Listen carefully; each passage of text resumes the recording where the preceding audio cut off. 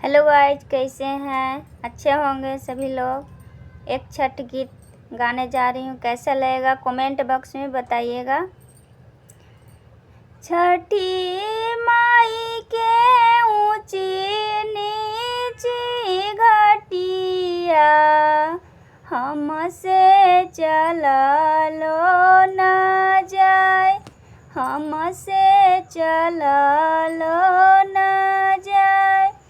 छठी माई के ऊंची नीची घटिया, हमसे चललो ना जाए, हमसे चललो ना जाए।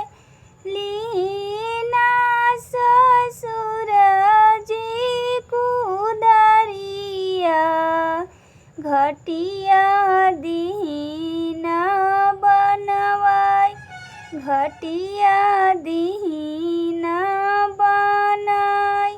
लीना भैसुर जी कुदरिया, घटिया दीना बनाई, घटिया दीना बनाई।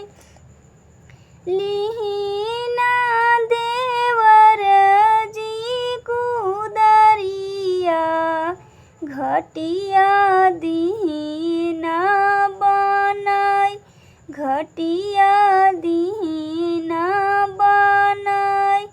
हमहु करब छठ बरतिया, रउरा अर्घ दिया, रउरा अर्घ दिया।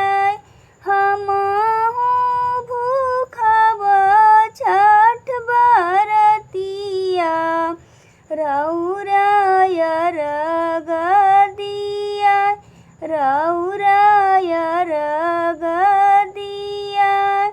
सांझे बेरा अर्घ हम देबो, बिहाने मांगबो आशीष, बिहाने मांगबो आशीष। पाँच पुत्र भिखा मांगबो, धियावा मांगबो जरूर, धियावा मांगबो जरूर।